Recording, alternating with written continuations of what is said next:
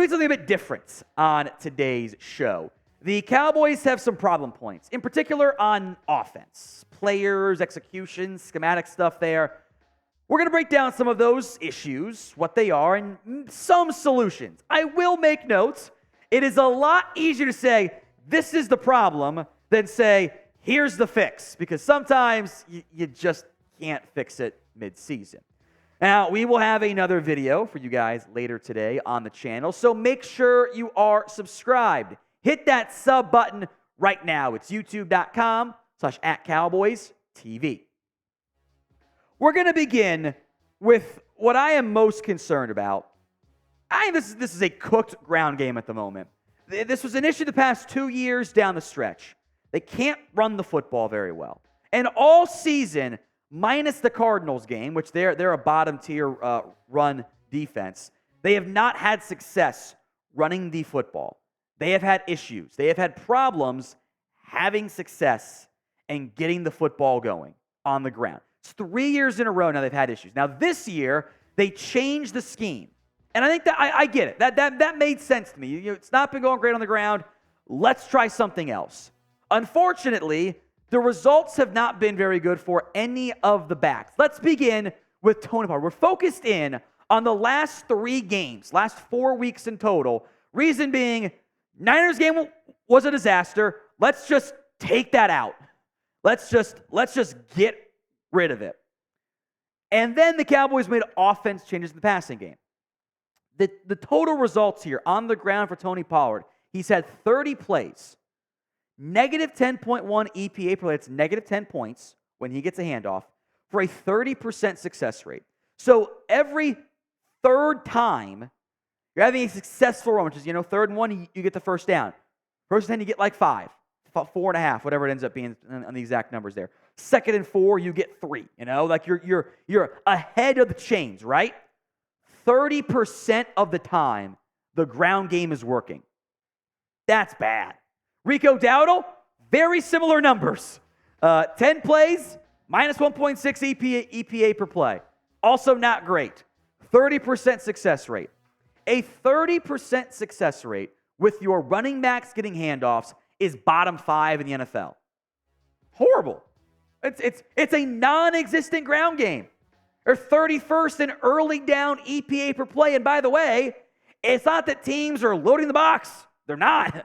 The boxes are light. The numbers say run, and they still won't check into a run sometimes because they can't run the football. The offensive line, as we'll get into, is a massive problem here. We'll break down that, the running backs, etc. But what is your confidence level in this Cowboys team being able to fix the ground game? I'm a believer in, I don't want to force the run. I don't want to just run it to run it. But if you are dared to run it, you need to be able to. And the Cowboys can't right now. It's a real issue. What is your confidence level in it getting fixed? 1 to 10 is your scale. Go vote at the pinned comment of today's show, especially if the ad break comes here on YouTube. There are a lot of issues here. There's moments where the running backs don't hit the holes. Pollard maybe has lost a fraction of a step. There's some holding calls. I don't think your root issue, though, is the running backs. This scheme loves inside runs. I'm going to keep calling it a tight zone ground game. It's not actually a thing, but it's not duo like they ran last year. It's kind of more some power and pull and some inside zone, and it's not being executed. And it also doesn't fit Pollard as well. And the ball up the middle with Tony Pollard, maybe with Dowdle, with Lipke, sure, but you got to let Pollard get some space back there, and there's no space. The offensive line is not winning nearly frequently enough at the point of attack. They're just not. And it's really tough to win a power running scheme, kind of what this is right now, when you are losing the point of attack. That like defeats the whole purpose of it. It's like being an aerial attack and you can't catch. You're missing the fundamentals there. The Cowboys need better designs on offense. I think you need more jet motion, pre-snap motion. You get to the edges a little bit more frequently. That's when Pollard's runs have been the best. And the O-line, frankly, has to block better. I think you should use Dowdle more. And you can use Lipke and some more short yardage stuff there. But even on those quarterback sneaks, there's no push. Dak's got to get lower, by the way. But there's no push. The single easiest change is Offensive line, do better. The run blocking grades are bad. I think this also bears out on the eye test as well. Tyron Smith has actually been very good in pass protection. He can't move the way he used to, especially in the ground game. Tyron Smith's been great. Biadasz has been bad. I was hoping for a breakout Biadasz season. Tyler Badass here. Nope. Hasn't happened yet. Zach Martin, I think because the guys next to him are not that great, has his stuff is down as well. And Terence Steele, who was a fantastic run blocker last year, we're talking great, talking 82.1% or 82.1 grade, is now sub 60, which is well below average. It's a huge issue for the Cowboys. More problems to come here. But today's show is made possible by Prize Pick. It's not a problem, folks. It is the easiest and most exciting way to play daily fantasy sports. You simply pick more than or less than on 2 to 6 player stat projections, and you watch the winnings roll in. You can make your game watching experience more fun with Prize Picks. You can watch your progress update in real time and with 25 times your entry amount. And I love their reboot policy. Your entries stay in play even if one of your guys ends up getting injured. You simply pick 2 or more players from any sport. You know, baseball's off the cards, but basketball is now back. So you can mix and match Mahomes and LeBron, or my guy Jamal Murray and Tony Pollard, or whatever route you want to go there. I did the flex play, so I'm a bit of a coward, but it works better.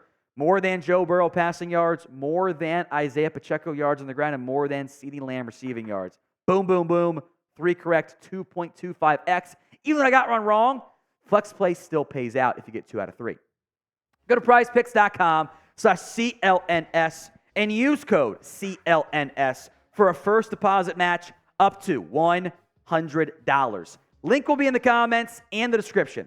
It's prizepicks.com/CLNS and use code CLNS.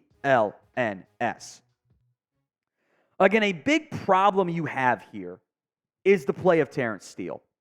He's been a liability this year, and especially more so in pass protection than in the run blocking, but he was always kind of more of he's going to hold up good enough in pass protection, ball gets out quickly so it's fine, and be a road grader. And look, I get it.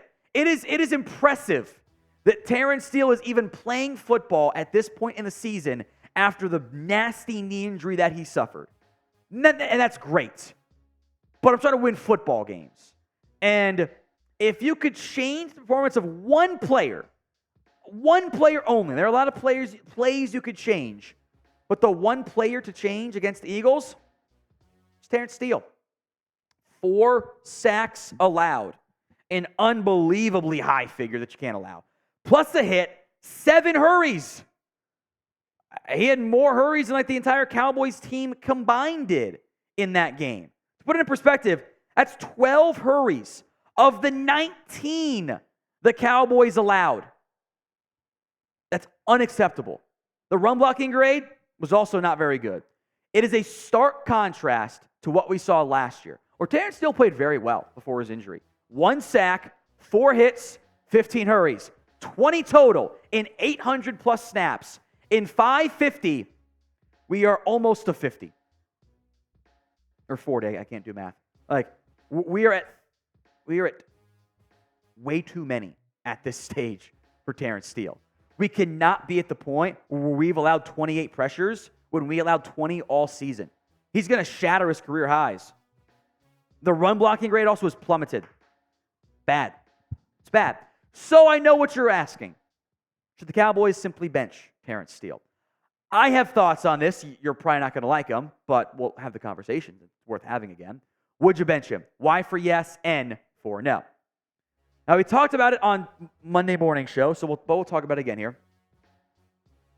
Many are asking about signing Collins, and I get it. We know him. He's available. It's a bad free agent crop. But my issue here is the idea behind signing Collins is you have a right tackle coming off of injury who's clearly not quite the same from it. So the solution is to sign a right tackle coming off of injury who clearly is not the same from it because no one signed him yet. That logic does not track for me. Collins had workouts and visits back in October. The Giants and Jets, who as of filming, still in dire straits of offensive line help, did not sign him. And I heard nothing about Collins after those visits. That's a massive red flag for me. And the other free agent options are Eric Fisher, it's Marcus Cannon, it's Brandon Parker, it's Taylor Lewan. It's not Lewan, probably retired, by the way. So those guys don't work for me. Internally, you got Adoga, Richards, Bass, and I guess kind of let's go. So let's break all those guys down. I think Adoga's better at guard. He also has been, beyond Steele, your next worst offensive lineman. Also, Tyron's always hurt in some capacity, so got to keep him on the left side because you're going to need him again later on this year. I like what I've seen from TJ Bass. He's a guard. I don't think you can play him at right tackle. Richards is a left side player too. He's not ready. I think the results would be just as bad there. I don't think Matt Letzko is healthy or ready. And he's also been banged up, so he's not been activated yet either. So, unfortunately, I think it's steal or bust, basically. It's not great. You need to help him more. It's not a fun solution, but that's kind of all I've got at this stage for Terence Steele, unfortunately. Let's talk Michael Gallup here. He continues to see a reduced role for the Cowboys at wide receiver, and frankly, it's the right thing to do. I'm not trying to be mean to anyone on today's show, but I do want to be honest with the analysis and evaluation. He's not playing well. He has not been the same guy since his injury. The numbers bear it out. 38 targets, 22 catches, 243 yards, 0 TDs, 4 drops this season. That's not good enough. Like that's and that drop again. There's in a one score game, or a one play game. There's about 24 plays you can go. Oh, if we just had that one back, it'd be so much better. That drop was critical. I mean, it hit him right in the chest. Now he made a nice catch later on in the game, but you can't be dropping every fourth pass, Michael. That's not going to cut it. I hate to say it, he's a liability too frequently at this stage. It is time to play Jalen Tolbert, as the Cowboys have been doing, and more Kevontae Turpin. Now, I think they view Turpin as a slot only, which I get at his size. So you can use him when Lamb gets some of your X receiver routes, which I don't mind doing. Outside of that, it's Tolbert time and Turpin time as well. Tolbert I thought was actually solid. If you're mad about going to him on that fourth down play, yeah, you're right. It's how the scheme is designed. Double teams taken away with Lamb. Got to go to the X, but you just go to Ferguson because he's better. That's a different conversation for a different day. I'm going to keep playing Tolbert, which means this is the next question. Is this Michael Gallup's final year in Dallas? 1 for yes, 2 for no. Get your predictions in for me in the comments section. This is mostly a future Cowboys problem. We'll discuss it in the offseason. Pre-6-1, you save $800K in savings. So not much there. After June 1st, with pushing some money off into the future, you save $9.5 million. Now, it's only that low because you restructured Gallup's to this offseason, which in the end doesn't actually matter because you're going to roll over the savings anyway. So it's kind of half of one, 6 of the other. Doesn't save it from being a bad contract so far, but yeah. The savings, unless he bounces back somehow, and when we do our cut candidate list, here's your number one guy.